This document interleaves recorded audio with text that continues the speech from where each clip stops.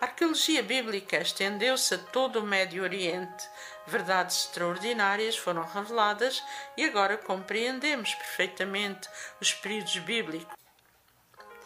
Sabemos agora como viviam e se vestiam as pessoas na época. Conhecemos os seus móveis, sabemos como eram as suas ferramentas, os seus meios de transporte, bem como o seu dinheiro. Deste modo foram destruídos os seguintes argumentos da alta crítica: que o conteúdo da Bíblia é imaginativo, que ainda não se escreviam livros em 1500 a.C., que não existiam leis no século XX a.C., que os milagres não podem ser comprovados e, portanto, inaceitáveis para os intelectuais.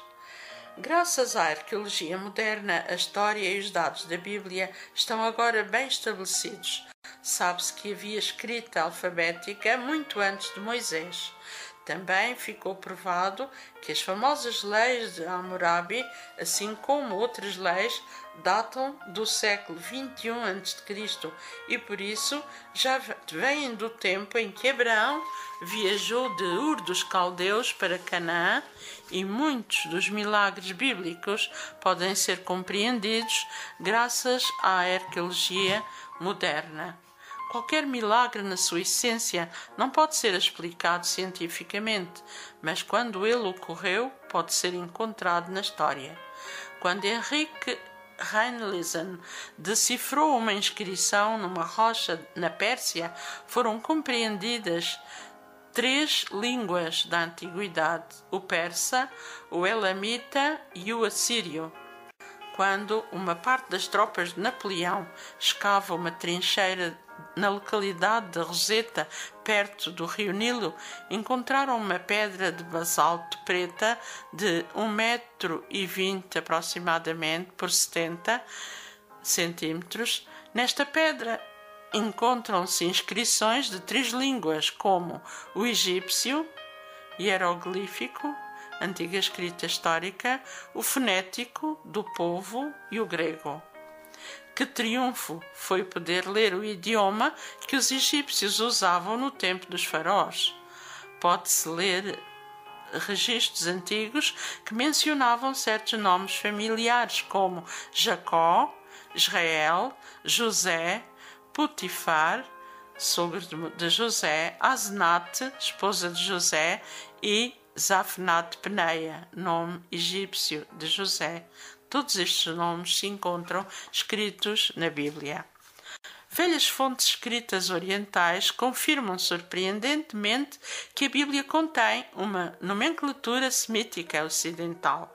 Nomes de pessoas da história bíblica dos patriarcas não ressurgiram unicamente sob a forma de nomes de localidades, mas sim como nome de personalidades. Os pesquisadores têm trazido à luz do dia tábuas de barro com o nome de Abraão. Como a ciência progride, não está excluída a possibilidade de, no futuro, a arqueologia bíblica oferecer descobertas sensacionais, e muitas interrogações descabidas irão ser bem mais confirmadas. Existem aspectos sem nenhuma importância e que os sensacionalistas gostam de divulgar para ridicularizar as Sagradas Escrituras. Foi como a polémica dos Hicsos e os Hititas que vieram à luz do dia através da arqueologia, destruindo a acusação que estes povos nunca existiram. As famosas tabletes de Amama, que foram encontrados em 1887, são cartas escritas em caracteres cuneiformes pelos governadores da Síria na Palestina aos reis do Egito e dão informação excelente acerca do estado de Canaã no tempo de Moisés e dos juízes e como foi possível aos israelitas entrarem na Palestina. Um tema favorito dos representantes da alta crítica era o da história dos patriarcas, que não passavam de personagens lendárias, mas tudo mudou quando se descobriu o Código de Hammurabi. As escavações feitas nas cidades mesopotâmicas de Ur dos Caldeus, de e de Nuzu, dos Horitas, demonstraram que as condições culturais da primeira parte do segundo milénio a.C. eram exatamente como são mencionadas na Bíblia. As escavações também demonstraram que Abraão era cidadão de uma metrópole civilizada para os padrões da época. Nas escolas de Ur, as crianças aprendiam leitura e escrita, aritmética e geografia. Já se ensinava álgebra e equações do terceiro grau. As casas estavam bem edificadas e já existia uma rede de saneamento bem estruturada. Os descobrimentos de muitos manuscritos vieram provar a veracidade do Novo Testamento e os rolos do Mar Morto também provam a veracidade do Antigo Testamento, que ficou perfeitamente estabelecido. O rolo do livro de Isaías contém o mesmo texto que possuímos agora na Bíblia. O trabalho dos copistas e tradutores de mais de 2000 anos em nada mudou a palavra de Deus e em Isaías 48 é um testemunho vivo desta verdade profética. Seca-se a erva, caem as flores, mas a palavra do nosso Deus subsiste eternamente, é o que está lá escrito. Uma guerra terrível foi movida à Bíblia no tempo de Diocleciano. A Bíblia era conhecida pelo livro, o baluarte do cristianismo. Numerosas Bíblias foram destruídas. Foi o começo da mais extraordinária viagem do livro sagrado do Antigo Oriente ao moderno Ocidente. Esta viagem teve início por volta do ano 300 depois de Cristo, após a morte de Diocleciano. E no reinado de Diocleciano, toda e qualquer religião que não fosse montada à volta da divindade imperial era implacavelmente perseguida e destruída. No ano 302, depois de Cristo, o cristianismo foi atacado e perseguido. Foi tão severa a perseguição e intolerância que muitas igrejas orientais contam o seu calendário a partir da data da perseguição. A ideia de um Deus imperial vendida a todo o império não era tão real como queria parecer. Não tinha uma base em que as pessoas pudessem acreditar. Só Constantino Grande conseguiu dar-lhe alma fazendo um pacto com o cristianismo.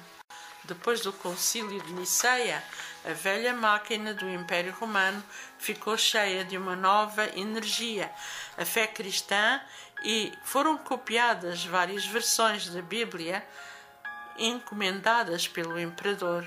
Hoje são considerados os livros mais preciosos da nossa era.